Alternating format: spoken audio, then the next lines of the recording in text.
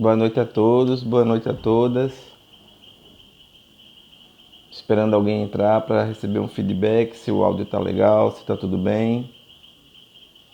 Já está entrando alguém, boa noite. Enquanto vocês vão entrando, a gente vai falando um pouco sobre nossa programação do nosso tema de hoje, Diga Assim a Vida. Eu gostaria que alguém aqui me desse um retorno se o áudio está legal, se o vídeo se a imagem está boa, está tudo bem com vocês. Mary Souza, boa noite, meus irmãos. Boa noite, Mary. Luiz Cláudio, boa noite, meu irmão. Claudeci, boa noite a todos. Paz, luz e bem. Muito bem, Analice.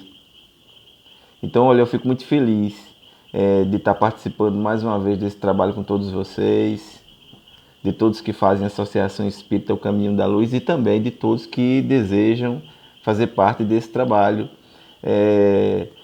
Valeu, Claudeci, pelo feedback. Tá tudo bem. Lenice. Então, ok, Cláudio. Nesse momento de pandemia, nós realmente precisamos aprender a trabalhar assim, né? Boa noite, Mary. Por que é importante aprender a trabalhar assim e desse jeito também é muito bom, né? Primeiro porque é muito mais seguro, é uma forma de criar também essa egrégora da casa espírita em nossas casas. Muitos imaginam que a live ou a palestra dessa forma, ela não tem o mesmo efeito da palestra presencial na casa espírita. Tem. O mundo espiritual se faz presente em nossas casas. Então, isso é de uma importância muito grande. E é muito importante participar da live. Por que é importante participar da live? Porque, embora fique a gravação é legal, você assiste, é legal, mas você não tem como interagir. E nesse momento em que é feito a live, ela se forma toda essa estrutura espiritual, sim, nas nossas casas, nas nossas vidas. Então, é de uma importância fundamental participar desse trabalho, né? Nós gostamos muito de trabalhar dessa forma também. Ontem eu estive na Casa do Caminho no Cabo, eu estive presencial. Tem casas espíritas que nós estamos participando presencial. Seu Claudivan, que felicidade, seu Claudivan, de ver que o senhor está participando, dona Ceci, saudade de vocês. Mas acredite, todas as vezes que nós participamos dessas lives, nós nos sentimos aí em Goiânia, na Associação Espírita O Caminho da Luz. Às vezes eu me imagino até lá na mesinha da janta, provando a culinária de Dona Ceci, da família. Isso é algo que não tem preço. E nós estamos aqui nesse processo de distanciamento, mas graças a Deus, a espiritualidade, esse trabalho nos reúne, sim. Ontem eu estive na Casa do Caminho no Cabo e vou estar presencialmente também no Jefa no domingo. Então tem casas que estão presenciais, tem casas que não estão. Eu vou dizer uma coisa para vocês.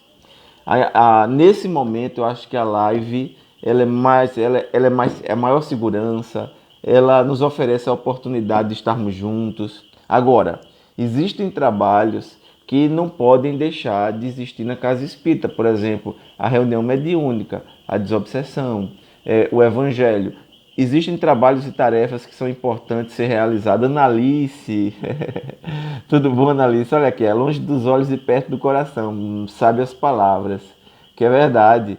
Então, existem trabalhos que eles precisam ser ainda desenvolvidos na casa espírita. E o que é que acontece? Por que que algumas casas espíritas, elas tiveram que retornar fisicamente? Porque muitos dos seus integrantes começaram a se afastar, a ficar dispersos. Nós não podemos permitir que as pessoas fiquem dispersas, vão se afastando lentamente, vão tomando outros rumos, vão desanimando. Por isso que essa interação é fundamental. É fundamental estarmos juntos, é fundamental que esse trabalho não deixe de acontecer. Essas lives são importantíssimas. Elas criam essa egrégora para a espiritualidade, gente. Não existe essa limitação que existe para nós. Então, o mundo espiritual nesse momento se faz presente em todas as nossas casas, né? Então, é excelente a oportunidade desse trabalho. Na noite de hoje, O nosso tema é Diga Sim à Vida, né? E Diga Sim à Vida é em vários aspectos. Boa noite, Marineide.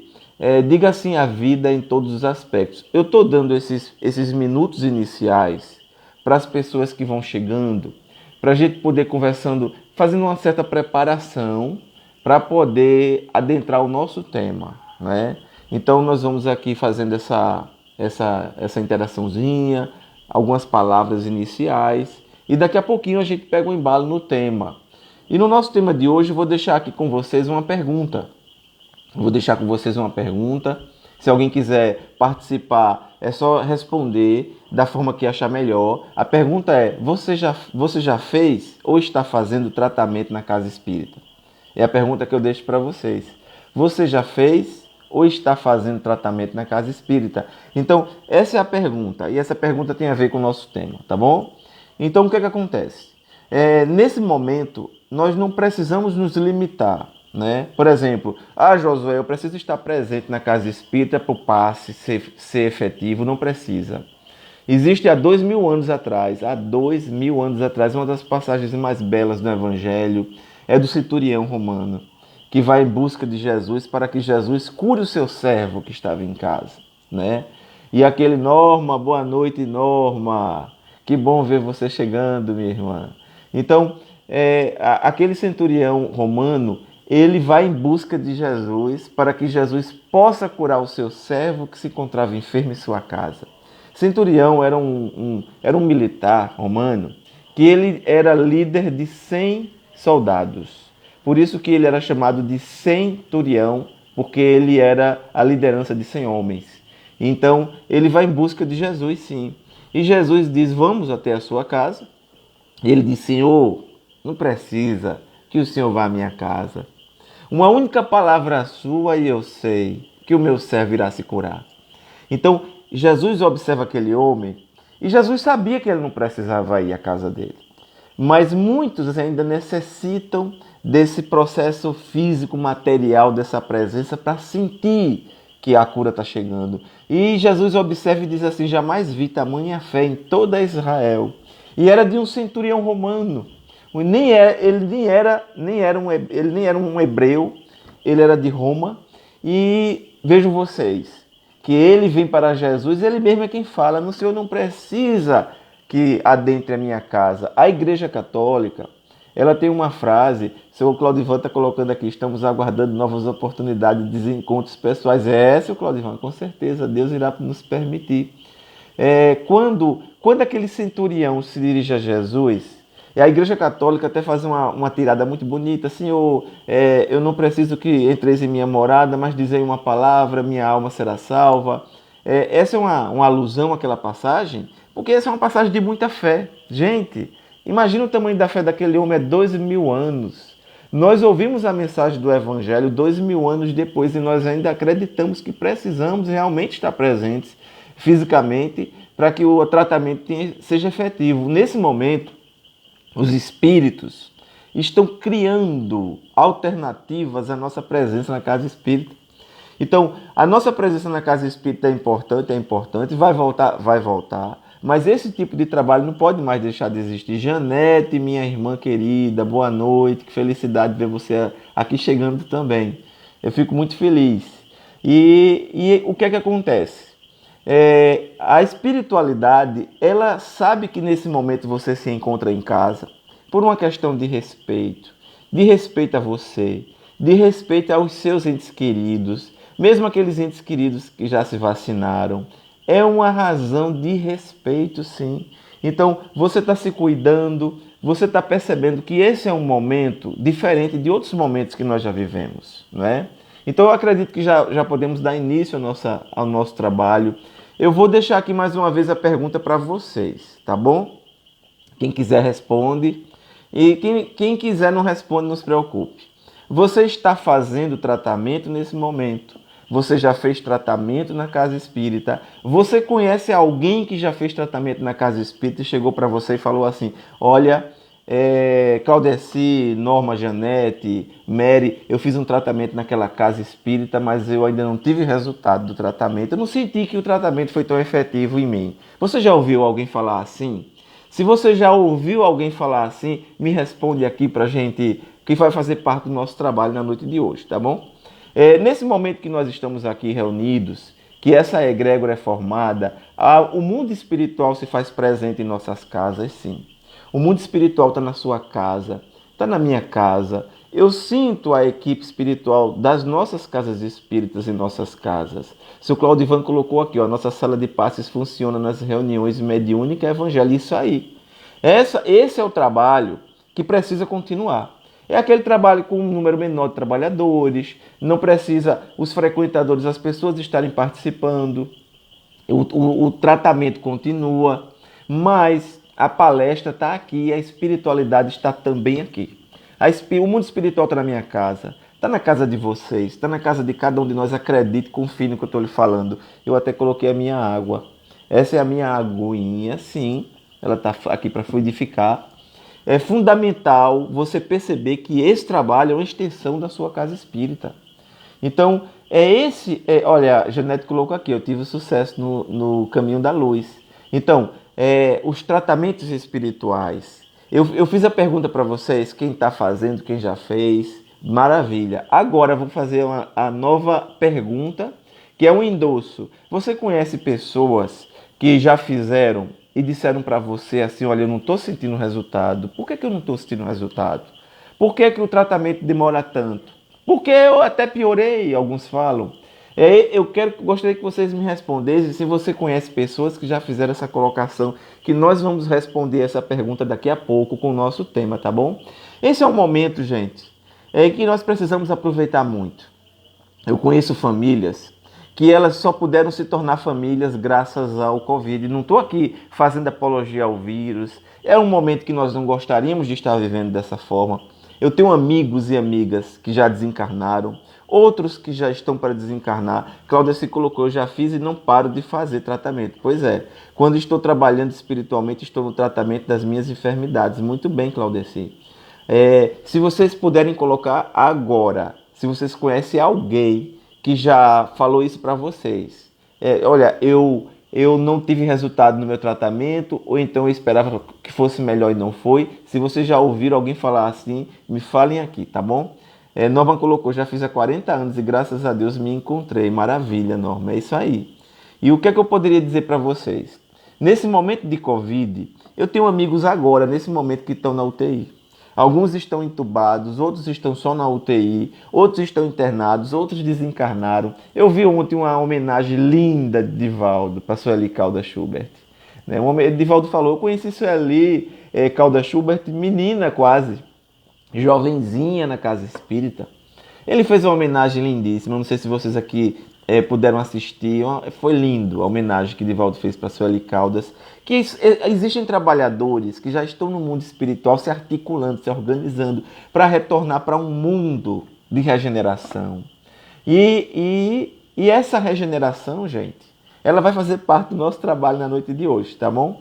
Então, ela já deve estar se preparando com todo o trabalho e empenho de Sueli, uma trabalhadora muito séria, como tantos outros trabalhadores e tantos outros que não são trabalhadores do movimento espírita, são de outras denominações religiosas com seu valor e sua importância. Mas existem aqueles também que não vão mais reencarnar no nosso planeta, segundo a própria espiritualidade. Aqueles que já receberam tantas oportunidades, tantas mensagens, tantos momentos de despertamento, mas que mesmo assim ainda não conseguiram despertar. Nós vamos trabalhar isso aqui também na nossa live de hoje à noite. E nós vamos compreendendo também, gente, que existem pessoas que estão se internando na UTI, se entubando, mas não vão desencarnar. E o mundo espiritual está falando que esses que não desencarnam é porque eles receberam um chamamento para despertar ainda na própria encarnação. Eles chegaram próximo da desencarnação e retornaram porque ainda não era o momento deles. Então nós estamos vivendo um momento que não é um momento típico, não é um momento comum. Quem aqui lembra de um ano na sua vida sem carnaval, né? Quem aqui lembra de um ano sem tantas aglomerações? Existem hoje pessoas que estão trabalhando, que estão se aglomerando nos ônibus, claro. Mas eu falo das grandes festas onde haviam shows para milhares de pessoas, shows que às vezes chegavam a 100, 200, 300, 500 mil pessoas. Nas grandes capitais do país eram aglomerações na casa dos milhões.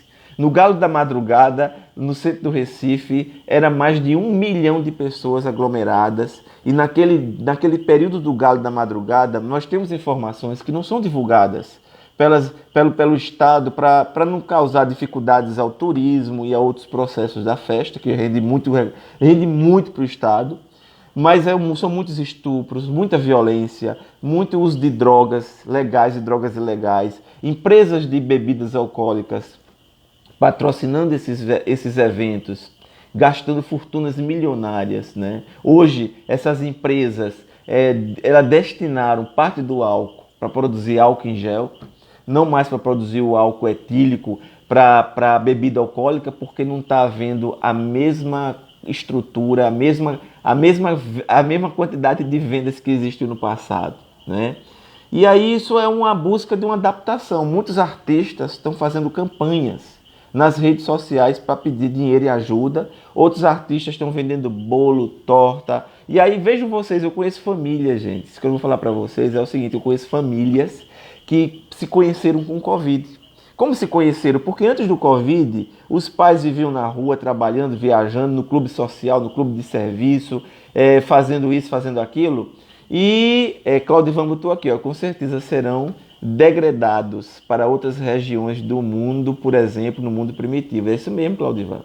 Serão degradados porque muitos daqueles que, principalmente nesse momento de pandemia, para trocar de carro do ano, para poder abrir contas em paraísos fiscais, retiraram recursos de pessoas tão necessitadas, né? Com tanta fome, com tanta miséria que a gente tem visto. Betânia botou aqui, olha, sem fogos de artifício, estava pensando nisso hoje. É verdade, Betânia. Então, o que é que acontece? Muitos passaram a se conhecer na pandemia, por quê? Porque antigamente você ia para a rua e se sentia à vontade para ficar na rua conversando, trocando ideia. Hoje você vai para a rua e você já fica pensando em voltar para casa. Você não se sente mais confortável e tranquilo ou tranquila na rua. Isso tem uma estratégia, sim. Você vai para a rua, você faz o que tem que fazer, resolve o que tem que fazer e você volta para casa. A sua casa é o local em que você se sente segurança. E você se sente mais seguro ou segura em casa, e aí você tem que investir na sua casa. O mundo espiritual está nos falando que nós precisamos investir nas nossas casas através da implantação do evangelho no lar, através da compreensão e da tolerância. Josué, mas tantas famílias se desfizeram no Covid. Claro, porque o processo da pandemia, ele nos obriga ao exercício da prática do evangelho no campo da tolerância, no campo da misericórdia, da compaixão, em vencendo os nossos sentimentos inferiores de egoísmo, de orgulho, de vaidade. Então nós passamos a precisar investir em casa, e para conviver mais em casa você precisa ter dentro de você o sentimento da tolerância, porque se você não tiver, você não vive. Essa é uma imposição da necessidade da pandemia. Allan Kardec, no Livro dos Espíritos, de 1857, esse livro que ainda é tão desconhecido de tantas pessoas. Muitos espíritas eles não conhecem Allan Kardec, conhecem de nome, mas não estudaram Kardec. Estudar Kardec é fundamental na casa espírita. Eu queria dizer uma coisa para vocês. Eu sou fã de carteirinha de Chico Xavier. Chico Xavier, as obras de André Luiz, de Emmanuel, meu Deus do céu, elas são aqui em casa fundamentais. Você não, olha, eu tenho verdadeiro amor às obras de Emmanuel, de André Luiz, mas sem Allan Kardec. Se você chegar para mim e dizer, olha, Josué, eu sou Chico, você ainda não é espírita. Você é espiritualista, mas não é espírita. Você precisa ler o Livro dos Espíritos. Josué, eu acho difícil a Gênesis, então tudo bem. Mas leia o Livro dos Espíritos, o Evangelho. Se você puder, leia o Livro dos Médiuns. Lá no Livro dos Espíritos, Kardec, em 1860, na segunda edição do Livro dos Espíritos, a primeira é de 1857, na segunda edição de 1860, os Espíritos orientaram a Kardec a dividir o livro em livros ou etapas, você pode chamar do jeito que você quiser, é dividido em 4 partes ou 4 livros. A primeira parte chama-se das causas primeiras ou causas primárias. Essa causa primária, que é o primeiro livro, a primeira parte do Livro dos Espíritos, inspiraria Kardec a Gênese. Então o livro A Gênese é inspirada nas causas primárias. E aí vem a segunda parte, que é do mundo espírita, ou mundo dos espíritos, que iria inspirar o Livro dos Médiuns, mais à frente. Vem a terceira parte do Livro dos Espíritos, que é das leis morais, que é tão fundamental, principalmente nesse momento, lei de destruição, para você entender o Covid. Lei de destruição, lei de progresso, você vai compreendendo o porquê das pandemias, o porquê de vencer dentro de nós os maiores adversários, egoísmo e materialismo. Kardec vai falar isso em Lei de Progresso. E aí essas leis morais iriam inspirar o Evangelho segundo o Espiritismo, e a inspiração para o céu e o inferno, a Norma colocou aqui, Espiritismo não pode existir sem Kardec. Pode não, Norma, porque o codificador foi acompanhado diretamente pelo próprio Cristo. Kardec recebeu o acompanhamento fundamental de pleiades de espíritos iluminados de todo o planeta. Então você vai observar que não é um trabalho comum, não é um trabalho típico. A reunião de espíritos da envergadura que se reuniu na época é algo que nunca não se viu mais dessa forma. No último livro, ou na última parte, que se chama-se Das Esperanças e Consolações, esse livro iria inspirar a obra O Céu e o Inferno. Então você vai percebendo que o Pentateuco Espírita, ele tem um contexto. Por que eu falo dessas 5 obras? Porque obras póstumas não faz parte desse contexto. Obras póstumas não faz parte. São apenas 5 livros. E por que é preciso ler obras póstumas com tanto cuidado? Porque obras póstumas foi escrita praticamente 20 anos depois do desencarne do codificador. Então o que acontece? Muito do que se tem ali é contestado até por aqueles que conheceram Kardec. Nem tudo que está ali em obras póstumas há a evidência, a confirmação de que veio do codificador. Existem passagens que sim, existem passagens que não, mas isso pode ser motivo para um tema nosso no futuro. Existem capítulos em obras póstumas que comprovadamente não são de Kardec. Para que você tenha uma ideia, anos depois, a viúva de Kardec, ela deixou um dos espíritas que acompanharam Kardec na época, que Chico chamava ele de coveiro do espiritismo, Lemarie. Era considerado por Chico, por muitos espíritas, aquele que tentou ser o coveiro do espiritismo, porque Lemarie tentou misturar espiritismo com Madame Blavatsky, espiritismo com esoterismo, com todo o respeito que nós temos ao trabalho de Madame Blavatsky, de tantos outros, de Rosteng, de tantos outros aí, mas tem muita coisa que não se confirma no espiritismo, tal qual Kardec nos trouxe.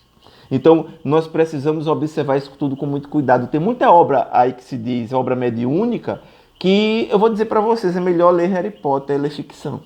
Porque não é obra que passa pelo crivo da codificação. A codificação é o crivo. Kardec ouvia os diversos médiuns, as diversas comunicações, e Kardec trabalhava aquilo que ele chamou de universalidade dos espíritos. Ou seja, não é a mensagem que vem só daqui, mas dali, se manifestando em várias partes do planeta. O trabalho de Kardec é um trabalho totalmente diferenciado. Kardec trabalhava com evocações. O maior capítulo do Livro dos Médiuns chama-se Capítulo das Evocações, mas eram evocações que Kardec evocava, porque ele tinha autoridade para isso. Anos depois perguntariam a Chico por que as evocações na casa espírita eram espontâneas. E o Chico falava, porque olha, se você se sente na condição de Kardec, com o acompanhamento espiritual que Kardec teve, então você pode fazer as evocações. Por que nós não podemos? Porque nós vamos ser muito francos. Nós não temos a estrutura e o acompanhamento que Kardec teve. Kardec foi acompanhado pelo Espírito de Verdade, São Luís, Santo Agostinho, Erasto, João Evangelista, o nosso Francisco de Assis. Kardec foi acompanhado por uma pleiade de espíritos. Norma colocou, devemos ter muito cuidado com esse assunto. É verdade, Norma? Esse assunto é um assunto que... E olha, mas eu vou aqui falar uma coisa para você. Tudo que eu estou falando está embasado. Tudo que eu estou falando não é porque eu ouvi dizer, mas nós temos pesquisado muito. Eu não sei se vocês já ouviram falar do professor Cosme Massi. Ele criou a Kardecpédia. É um dos maiores pesquisadores de Kardec do Brasil, Poucos têm tanta autoridade para falar de Kardec como o professor Cosme Massi. Então, fica a dica aí para vocês. Acompanhem as lives de Cosme Massi falando sobre o trabalho e a estrutura de Kardec. Muita coisa que foi introduzida naquela época veio de Le Marie. O Chico Xavier falava muito disso, que Le Marie foi aquele que tentou ser aquilo que chamou de coveiro do espiritismo. E aí, por isso que nós precisamos ter cuidado com as literaturas alternativas que se passam por literatura espírita e não são espíritas. Eu tenho participado, porque eu estou falando isso com vocês, eu tenho participado, concordo com o que você está falando, obrigado, Norma. Mas olha, se vocês aí discordarem de qualquer coisa, gente, nós não somos o dono da verdade, pode falar, tá bom? Que a gente vai pesquisar. E por que nós estamos abrindo o nosso tema com isso aí? Eu vou explicar para vocês o que é que isso tem a ver com Diga Sim à Vida. Porque nós precisamos muito filtrar, o Claudivan colocou, já assisti várias com eles. Perfeito, Claudivan. Nós precisamos filtrar muito o que chega até nós, né? Eu participava de uma live e a pessoa que estava fazendo a entrevista, ela perguntou acerca do trabalho de Ranieri. Por exemplo, deu o exemplo com o Ranieri, que é um médium, Francisco Ranieri, um médium que tem um trabalho muito legal também, mas que não é um trabalho espírita. Ranieri, ele não passou pelo crivo do espiritismo, né? Chico tinha um grande respeito por ele, Ranieri também era um médium mineiro. Tem muito no trabalho de Ranieri, que é muito bom, mas também tem muita coisa que não se coaduna com o espiritismo. Então você lê a obra quando você conhece Kardec. Por que é importante? Você lê a obra quando você conhece Kardec, porque quando você conhece Kardec, você sabe o que é e o que não é. Então você pesquisa Kardec, aquilo que não passa pelo crivo da codificação, você precisa analisar com muito cuidado.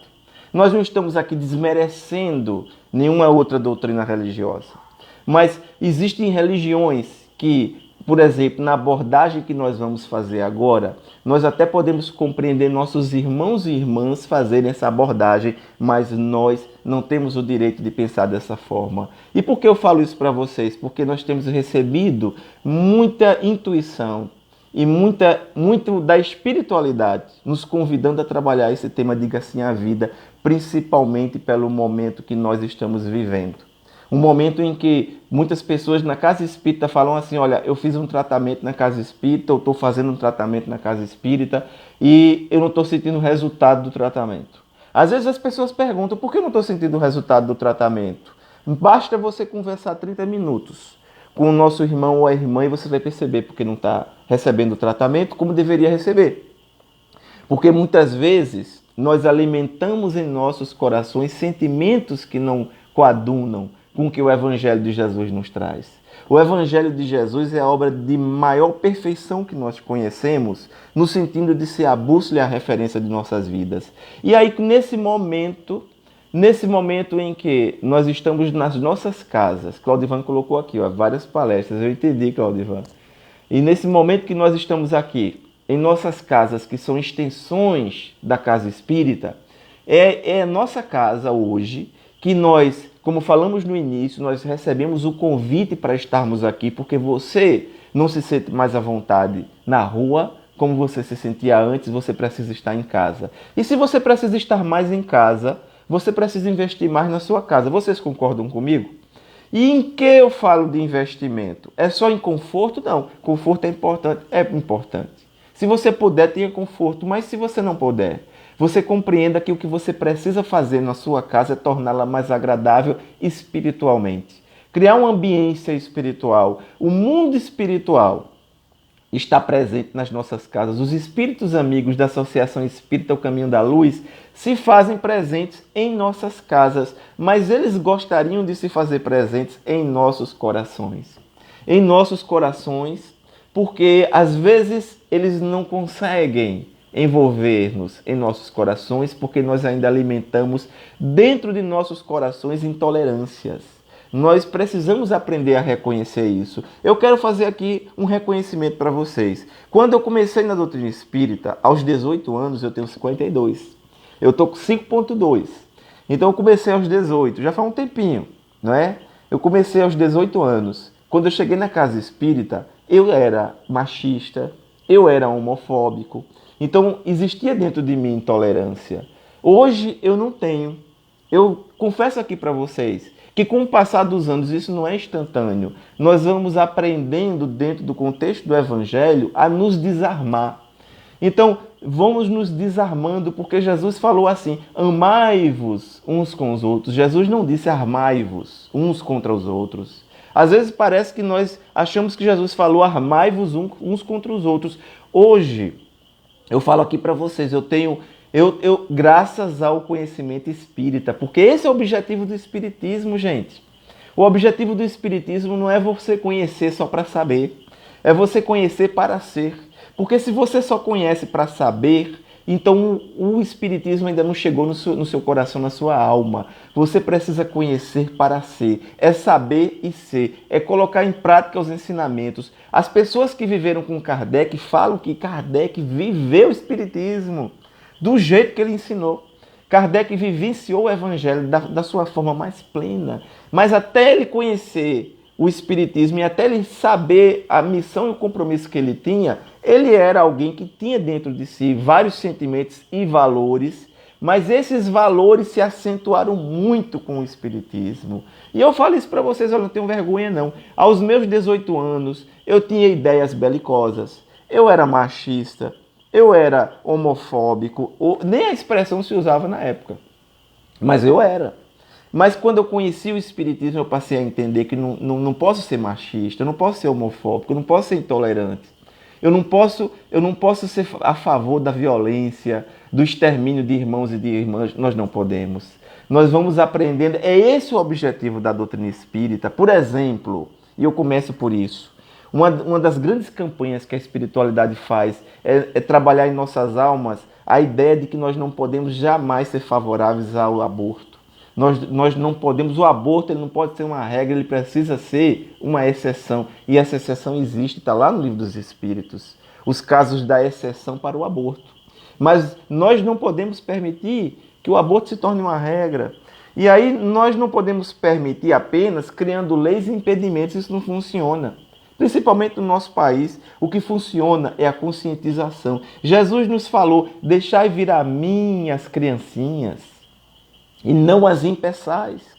Impedir as criancinhas, Jesus não se referia às criancinhas de se aproximarem dele, mas Jesus se referia aos espíritos que precisam reencarnar, porque na mesma frase Jesus vai falar, deixai vir a mim as criancinhas, não as impeçais, porque o reino dos céus é dos que se lhes assemelham. Ou seja, Jesus não fala que o reino dos céus é das crianças, porque ele sabia que as crianças são espíritos que reencarnam, com provas e expiações, mas Jesus fala, o reino dos céus é dos que se lhes assemelham, ou seja, daqueles que têm a espontaneidade das crianças, principalmente das crianças de antigamente, porque a criança hoje, ela antes de reencarnar já está com o celular no ventre da mãe.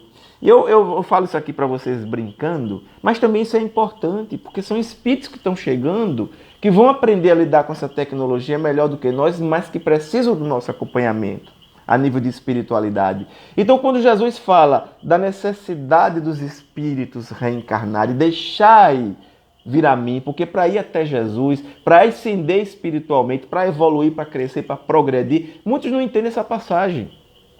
Mas essa é uma passagem subliminar, porque para o espírito ascender espiritualmente, chegar à condição crística, precisa do processo da reencarnação. Então, quando eu escuto irmãos de outras denominações religiosas, católicos, protestantes, evangélicos, tem correntes da Igreja Universal que são favoráveis ao aborto. Eles até dizem assim, é melhor abortar do que estar as crianças no meio da rua, nas esquinas, nas calçadas. Não, gente. Não é melhor abortar, não. É melhor trabalhar para dar condições a essas crianças de se tornarem cidadãos.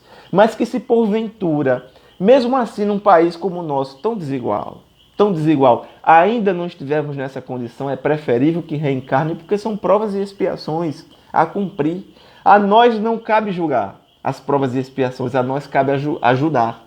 E quando nós não ajudamos, nós não estamos indo ao encontro de Jesus quando ele fala, e nós repetimos aqui, ao meu lado estarão aqueles que me deram de comer quando eu tive fome. Jesus tinha uma grande preocupação em alimentar as pessoas. Tanto que há um momento que ele reuniu uma grande multidão, os apóstolos pedem a ele, Senhor, libere para que eles vão embora para casa, porque não tem comida para todo mundo. Jesus diz, o que é que tem aí? Tem um pouco de pão e um pouco de peixe. Jesus multiplica pão e peixe, foi tanto pão e peixe que sobrou. E as pessoas se alimentaram. Jesus sabia da importância de se alimentar a todos os necessitados. Hoje nós estamos observando a fome ganhando grandes espaços na sociedade por conta do nosso egoísmo, por conta do nosso orgulho, da nossa vaidade, que só pensamos em nós. Quantas... Josué, é falta de dinheiro? Não é falta de dinheiro, gente. Pode faltar muita coisa, mas dinheiro não falta não. Nesse país falta não. Em países da África, alguns países da América Latina até falta, mas não no Brasil. Esse é o Brasil onde você encontra funcionários que recebem 500, 600, 700 mil de ajuda para isso, para aquilo. É tanta ajuda, eu não vou nem aqui citar. É o país em que repartições públicas fazem licitações imorais. Algumas escondem até as licitações que fazem, colocam um sigilo. E algumas eu vi, uma já citei aqui o ano passado, em dezembro, em plena pandemia, uma instituição de governo, não vou citar o nome, ela fez uma licitação de 12 milhões. Sabem para quê, gente? Porque aquele grupo queria fazer uma reuniãozinha de fim de ano e na licitação, a licitação era para adquirir uma empresa, para que uma empresa contratada fornecesse camarão, lagosta e uísque 12 anos. Porque eles precisavam tomar uísque 12 anos, comer camarão e lagosta às custas do erário em plena pandemia. Eu pergunto a vocês acham que gosto tem esse camarão, essa lagosta e esse uísque? Que gosto e que karma, que expiação estão adquirindo para si mesmos? Ah, Josué, mas eu não tenho nada a ver com isso, eu fui convidado, eu participei, eu queria dizer uma coisa aqui para você. Nós não podemos nos omitir. Se você não pode denunciar, não denuncie, até porque Josué, eu não vou me expor, não se exponha, mas não participe. Não participe, não compartilhe desses processos, isso aí traz muita dor. Senão no presente, no futuro. Disse Jesus, ao meu lado estarão aqueles que me deram de comer quando eu tive fome. É impressionante como eu já vi casa espírita que faz campanha do quilo, que chega em bairro pobre de pessoas que precisam mais de alimento para receber do que para dar, e elas têm um alimento para dar. E às vezes chegam em bairros, é isso mesmo, Claudivan, e às vezes chegam em bairros ricos, as pessoas estão fazendo churrasco, a carne está se perdendo, e eles respondem, não tenho nada aqui para lhe ajudar nesse momento, passe em outro momento. É impressionante como às vezes nós vamos perceber, isso está lá em lei de progresso, como isso se chama vaidade, orgulho, egoísmo. Isso verdadeiramente é o materialismo na prática. Porque as pessoas, eu ligo para nada, eu ligo para ninguém, eu só cuido de mim mesmo. Elas podem até falar que são cristãs. Ser cristão, gente, não é bajular Jesus. Vocês acham, responde aqui para mim, vocês acham que Jesus está preocupado com nossa bajulação ou que vamos bajulá-lo? Ou então disse Jesus assim, ao meu lado estarão aqueles que louvavam o meu nome, estarão aqueles que gritaram o meu nome, estarão aqueles que faziam longas preces nos templos em meu nome. É assim que falou Jesus? Não é assim que falou Jesus. Jesus falou, ao meu lado estarão aqueles que me alimentaram quando eu tive fome, me deram de beber quando eu tive sede, que me visitaram quando preso. Gente, Jesus vai fazer o convite para que você, olha, você na sua casa espírita agora, nesse momento, você está sentindo a presença da equipe espiritual na sua casa. No seu coração, é preciso que você abra o coração para que o mundo espiritual possa se fazer presente na sua vida. Quando eu falo abrir seu coração, você entende, é uma forma de se dizer assim, de tocar sua alma. Como é que se toca na sua alma? É quando você começa a sentir compaixão pelos seus irmãos, até por aqueles que fazem, ou que nos fazem sofrer. Com a sua frieza, com o seu egoísmo, com a sua ganância, porque olha, gente, a semeadura é livre, isso é o que nós mais conhecemos. Mas o que é que nós estamos semeando, gente?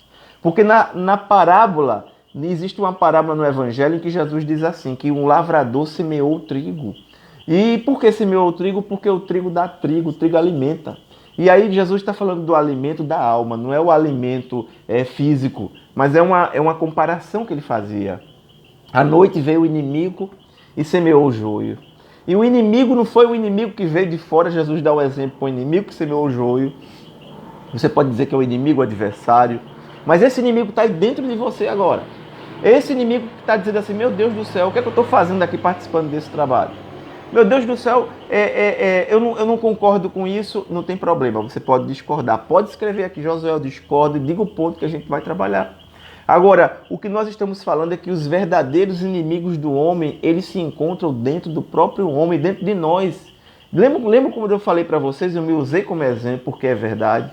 Eu, aos meus 18 anos, pela educação, pela formação que eu tive, eu era machista, intolerante. Eu achava que não, eu sou homem, eu estou acima das mulheres, eu sou isso, eu sou aquilo. É uma vergonha um homem lavar um prato. É a educação, nós não podemos mais permitir esse tipo de conhecimento, esse tipo de formação. Nós lavamos pratos, eu me sinto muito feliz aqui em casa lavando prato. E eu vou dizer aqui a vocês, uma das formas que eu tenho de me preparar para fazer palestra, muitas vezes a espiritualidade me inspira quando eu estou fazendo tarefas domésticas. É algo reconfortante. Nós aqui em casa fazemos sem nenhum problema. Nós precisamos aprender a sentir a felicidade do trabalho, desse trabalho simples. Isso é orientação espiritual. O espiritismo, ele existe para nos renovar, para transformar você. E é esse o objetivo do trabalho. E aí o que é que acontece? Quando Jesus diz, ao meu lado estarão aqueles que me deram de comer, de beber, que me visitaram quando preso, convida você para o estabelecimento da compaixão até para com os criminosos. Josué, mas como que é compaixão de criminoso, de bandido? Existe uma frase horrível que até entendo lá fora alguém usar, mas na casa espírita não. Espírita não. Bandido bom é bandido morto. Não existe bandido bom, bandido morto, porque o espírito não morre. O espírito, olha gente, eu já falei isso aqui, vou repetir. O espírito é imortal. Ele está tendo as oportunidades nessa encarnação. Lembra da parábola do joio e do trigo? Os trabalhadores perguntam ao lavrador, quer que a gente arranque o joio? E ele responde, não. Deixai o joio crescer com o trigo. Sabe por que Jesus conta isso na parábola? Porque o objetivo do evangelho é que nós que somos joio, porque nós somos joio, nós ainda não estamos na condição de trigo. Na condição de trigo estava Francisco Cândido Xavier, Madre Teresa, Irmã Dulce, Papa Francisco. Na condição de trigo, Martin Luther King, Mahatma Gandhi, almas nobres, espíritos iluminados, o príncipe Siddhartha Gautama, o Buda. Quantos na condição de trigo já estiveram conosco, espíritos que vieram de outros mundos, com outra condição espiritual, nós ainda na condição de joio.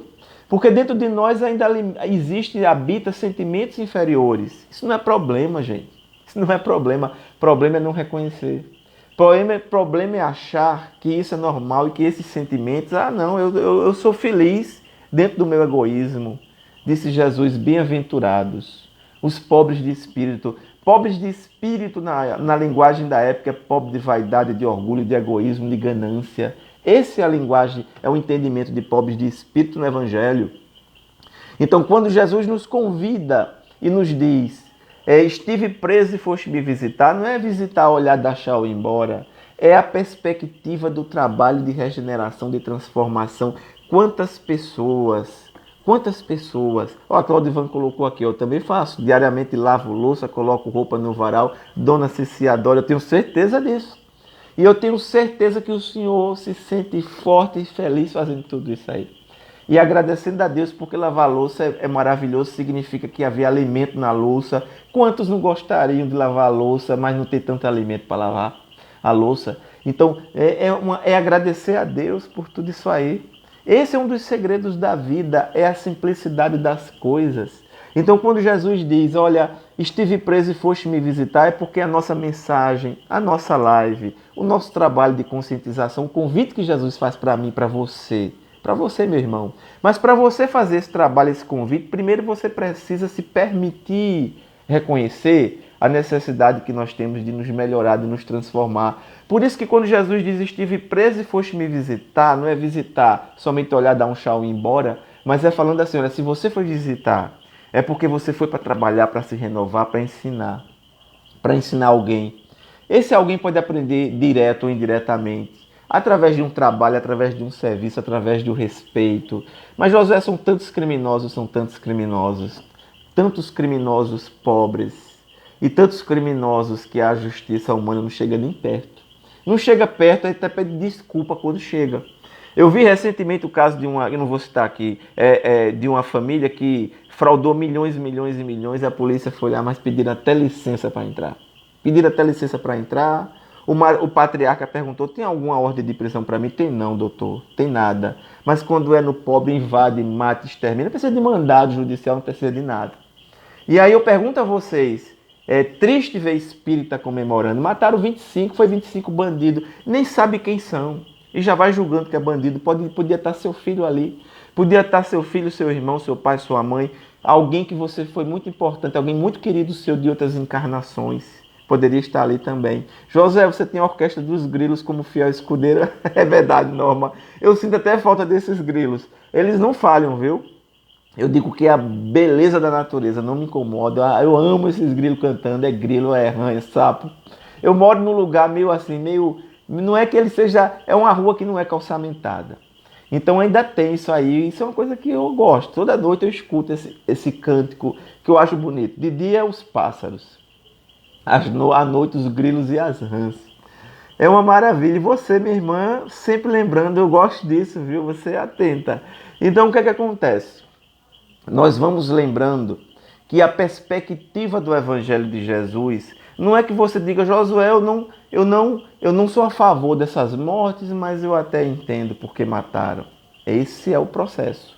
Jesus conhece você na sua alma, no seu coração, no seu sentimento. Porque tem pessoas, Betânia colocou, ó, grilos aqui tem demais, eu sei.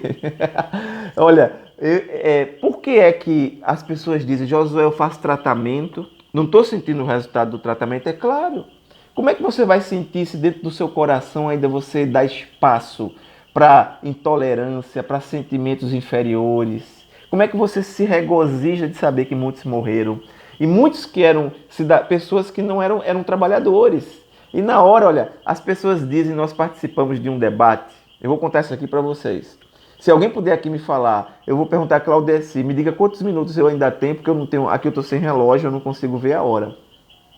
Aí se puder mandar quantos minutos eu tenho, eu agradeço. Eu participei de um debate sobre Diga Sim à Vida. E nesse debate o tema veio pena de morte, e as pessoas disseram assim, mas Josué, no Brasil não tem pena de morte, por que instituir um debate de algo que não tem? Não tem pena de morte? Eu queria que você aprendesse a refazer esse conceito. No Brasil não existe pena de morte institucional. No Brasil existe a pena de morte comprovada, de fato. Olha, a Betânia colocou, seus grilos me fazem se sentir em casa. É verdade, Betânia. Valeu, Maria Nália. Valeu pela informação. A Michele colocou aqui, tem mais uma hora. Obrigado, Michele. Vejam só, no Brasil existe morte sem pena. Não tem pena de morte, mas tem morte sem pena. Nos Estados Unidos, existem estados que não têm pena de morte e existem estados que têm. Naqueles que têm, há pessoas que passam 20 anos no corredor da morte. No Brasil, o indivíduo passa 20 segundos. Até que o agente de estado diga assim, eu vou matar. E matam. E a lei diz que eles não podem alterar a cena do crime, eles alteram, fazem o que querem. Então, no Brasil existe porque a sociedade tolera. Existe porque a maioria diz assim, eu estou indignado, mas é indignado da boca para fora. Mas quando morre alguém que tenha condições financeiras, aí a rebordosa é grande, a coisa muda. Mas aquelas pessoas ali, elas não merecem consideração, não são nossos irmãos, não é meu irmão, não é minha irmã de humanidade. Por isso disse Jesus sem meias palavras, ao meu lado estarão aqueles que me visitaram quando preso, quando enfermo, que me vestiram quando nu, que me receberam quando estrangeiro. Jesus não disse, ao meu lado estarão aqueles que me louvavam longas noites, faziam longas preces em meu nome, gritavam meu nome nos templos. Jesus não falou isso, Jesus não se preocupa em ser bajulado.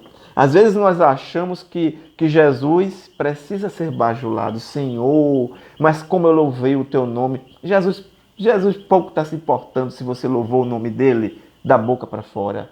Porque quando aqueles pequeninos se aproximaram de Jesus e falaram assim, Senhor, quando? Mas quando estivesse em nossa porta e te demos de comer, te demos de beber, te visitamos quando preso, enfermo, vestimos. O que é que Jesus respondeu? Todas as vezes que fizesses isso a um desses pequeninos, foi a mim que fizestes. Então Jesus é sempre nosso irmão, nossa irmã. Mas aqueles que disseram, Senhor, mas nós não te demos de beber, de comer, porque não estivestes em nossa porta. E Jesus vai falar, afastai-vos de mim, apartai-vos de mim.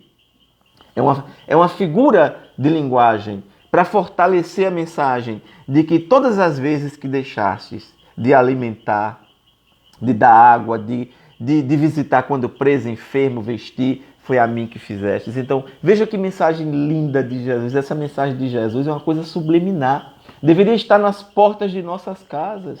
Eu sei que nós temos nossas limitações, mas no dia em que nós conscientizarmos as pessoas, para que possam se unir mais. Eric Libório colocou aqui: no Brasil já nascemos condenados à pena de morte, mas somos a pátria do Evangelho, sim, Érico. E Chico, quando perguntado assim, mas o Brasil é coração do mundo, pátria do Evangelho, eu até já falei isso aqui, mas eu vou reforçar aqui com vocês. E o Chico respondeu, já idoso, aos 90 anos, perto de 90, e aí perguntaram: Chico, o Brasil não é coração do mundo? O Chico disse: olha, é coração do mundo, porque aqui nós recebemos a todos aqueles que eram rejeitados em várias partes do mundo. E coração de mãe não rejeita filho. O filho pode ser o que for. Coração de mãe não rejeita filho. O filho, quando vai preso, mãe não deixa de visitar no presídio. Então, essa é a essência do coração de mãe. Então, por que coração do mundo? Porque o Brasil recebe aqueles espíritos mais difíceis para que reencarnem aqui como joio, para que possam se transformar no trigo. E quando as pessoas chegaram: mas eu arranco para separar o joio do trigo, o lavrador diz: não, deixa crescer o joio com o trigo. Aí você vai reencarnando, você tem todas as oportunidades de joio se transformar em trigo. Olha, eu preciso reencarnar num lar cristão, você reencarna. Eu preciso reencarnar num lar espírita. Eu preciso reencarnar num lar que ofereça condições a me domar, espírito difícil que sou. E os espíritos vão colocando, vão trabalhando, vão fazendo o seu melhor, mas muitas vezes nós não aceitamos. E aí, depois de muitas reencarnações, por isso que quando os trabalhadores do lavrador perguntam: nós cortamos, arrancamos o joio, agora não. Deixar o joio crescer com o trigo, ou seja, deixa os espíritos reencarnando e aprendendo com os trigos que eu estou enviando. Mas depois de muito enviar, de muito reencarnar, chega o momento que você precisa prestar contas de todas as suas reencarnações. É por isso que a mensagem ela é tão importante. E aí chega o momento, diz Jesus na parábola, que é o momento de separar realmente o joio do trigo. De separar aqueles que vão continuar no mundo de regeneração para aqueles que vão precisar reencarnar ou encarnar em mundos mais atrasados, mundos primitivos, onde vão colaborar com a sua ajuda intelectual, mas onde vão ter que aprender novamente a recomeçar os processos de vida. E Jesus não nos convidou a fazer grandes projetos, coisas absurdas para continuarmos no mundo de regeneração. Jesus não falou para ninguém: você precisa escalar o Monte Everest. Jesus não disse isso. Jesus não disse que deveríamos ser santos. Jesus apenas falou: bem-aventurados os mansos e misericordiosos, porque herdarão a terra. Que terra? A terra de regeneração, mansidão, misericórdia, para reencarnar e continuar reencarnando no mundo de regeneração que haverá de surgir. Porque, como diz a música de Lulu Santos, nós aqui falamos no início da pandemia, ele tem uma música que ele diz assim: eu vejo um mundo melhor no futuro. Nós enxergamos um mundo melhor no futuro, mas um mundo com valores morais, com valores humanos. Nós precisamos aprender a não compartilhar de sentimentos de intolerância, de sentimentos de inferioridade, de não matar só bandido. O que é isso, gente? Qualquer um que eles matam é melhor dizer que é bandido, é traficante, fica mais fácil de arquivar, de nem investigar. E eu digo uma coisa para vocês. Nós precisamos aprender a trabalhar o sentimento do Evangelho, porque o que vai mudar nas pessoas não é a aplicação dessa ou daquela lei, é a lei do Evangelho no coração dos homens. Quando esse sentimento passar a fazer parte de nossas almas, a não nos felicitarmos mais com a morte de ninguém, com violência, porque o espírito que morre desencarna sob tortura, sob violência, sob qualquer aspecto, ele pode amanhã adentrar o lar daqueles que compartilham desses ensinamentos. Josué, o que é que eu faço para receber na minha casa meus amigos espirituais? O que é que você faz? Você compartilha do sentimento, do amor e da compaixão. E até aqueles adversários, o George colocou aqui com muita propriedade, não disseminar a venda de armas. A venda de armas é totalmente incompatível com os nossos princípios morais. As vendas de armas, cada arma daquela, nas nossas casas, é um convite ao feminicídio, é um convite ao suicídio. Isso é pesquisa, gente. Antigamente você estava com uma arma no carro, alguém brigava com outro, trocava tapa quando você era aluno na escola que você estudou, vocês iam, um fazia um curativo aqui, outro ali, resolvia. Hoje não. Hoje você briga, amanhã leva um tiro, uma discussão de trânsito, que pode, no máximo, terminar numa UPA, e as pessoas fazendo curativos hoje terminam no ML, porque um tira a vida do outro, o outro foge, a família vai perseguindo. E isso tudo porque cada arma de fogo, ela tem conexões com as sombras. Se você não é agente de segurança, se você não precisa de uma arma porque você não é agente de segurança, você precisa entender que você não precisa de uma arma para ser feliz. Mas se você, quando nós falamos em diga sim à vida, não tem uma arma em casa, evita suicídio. Porque se você está num desequilíbrio dentro da sua casa, aí muitas pessoas, e nós acompanhamos isso por orientação da espiritualidade, eu vou pedir, se alguém puder colocar aqui o meu tempo, quando faltar 2 minutos, me avise, 2 minutos, quando faltar para mim, por favor. 2 minutos. Quando você está em casa, que você alimenta ideias suicidas e que você não tem uma arma, a chance de você tirar a própria vida é mínima. Porque muitos não querem se esfaquear, outros não querem tomar uma medicação, porque muitas vezes não desencarna, e um veneno, porque é muito doloroso o desencarne. Então a arma é um instrumento rápido de matar, e muitos só sentem a vontade para se matar com uma arma. Mas aí, Josué, ele não pode sair para comprar uma arma ou adquirir uma arma, mas daí a espiritualidade pode intervir. Você está numa noite em casa, meu Deus, eu estou com a mão na cabeça, eu quero me matar, amanhã eu saio e compro uma arma. Na noite em que você dorme, os espíritos chegam para você no sonho, interferem na sua vida, no dia seguinte você acorda, tudo pode mudar.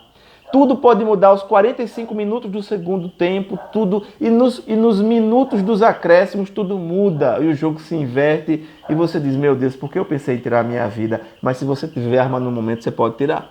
A arma no momento, a arma pode causar acidentes. Então, nós precisamos trabalhar pela vida. Isso não é política, isso é vida, isso é evangelho. Pedro, embainha a tua espada, Pedro. Porque quem com a espada fere, com a espada será ferido. Jesus falando para Pedro que ele não deveria usar a espada. Nós não precisamos usar a espada, nós precisamos usar o evangelho. Quando nós conscientizarmos a humanidade, as pessoas, esse é o nosso trabalho. Quando nós conscientizarmos através do Evangelho, nós nem vamos precisar mais de armas. Seu Claudivan me falou, tem 2 minutos. O que é que eu gostaria de, nesses 2 minutos, deixar para você? Olha, a espiritualidade está na sua casa. Então, nesse momento, você agradeça a Jesus. Nós vamos agradecer a Jesus pela oportunidade desse trabalho. Nós vamos dizer sim à vida, não a aborto, não a pena de morte, não a suicídio, eutanásia fora daqui. Nós precisamos aprender não só a defender a vida intrauterina, como a extrauterina. Existem aqueles que só defendem intrauterina, existem aqueles que só defendem extrauterina. Nós defendemos porque nós somos espíritas. Nós trabalhamos com o espírito do evangelho em nossas vidas. Então, por que, Josué, é que os bandidos não devem morrer? Porque o espírito não morre. Nós precisamos trabalhar para que ele se melhore, porque nós já fomos bandidos. Se é que ainda não somos, nós já fomos intolerantes e recebemos de Jesus a oportunidade da reencarnação. Recebemos de Jesus a oportunidade. Olha aí, Janete, que coisa linda, Janete colocou. Jesus é minha arma. Jesus é isso aí, Janete. É Jesus à frente de nossas vidas, porque eu já vi pessoas morrerem com arma na mão.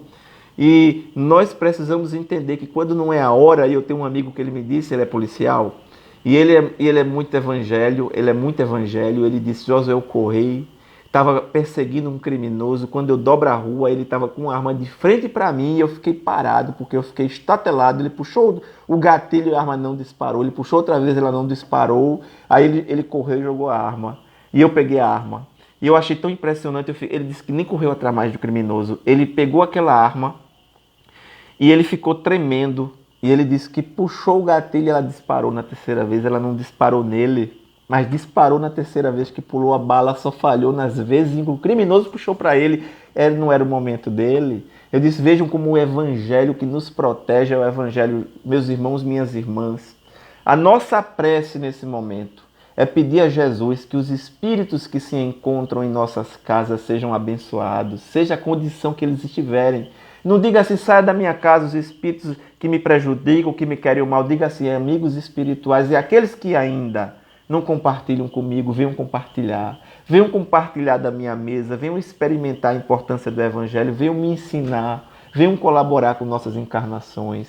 Eu gostaria de agradecer em especial, e é um agradecimento muito especial, a seu Claudivan, Dona Ceci, de quem eu digo não só seu Claudivan, Dona Ceci, eu tenho saudade de Janete, eu tenho saudade de todos vocês, de todos os irmãos e irmãs Claudeci, Luiz Cláudio, saudade de todos vocês, porque todos vocês são pessoas muito queridas, de George, das famílias. Eu poderia citar aqui nomes, não ia dar nem tempo, ia terminar a live, mas o que eu quero dizer para vocês é que vamos continuar trabalhando, apesar de... Mas José, olha, eu falo, é uma voz e uma multidão contrária. Não se preocupe, não se preocupe, porque quando Jesus surgiu em nossas vidas, ele parecia minoria, parecia que o trabalho não ia frutificar, e o trabalho está aí até hoje.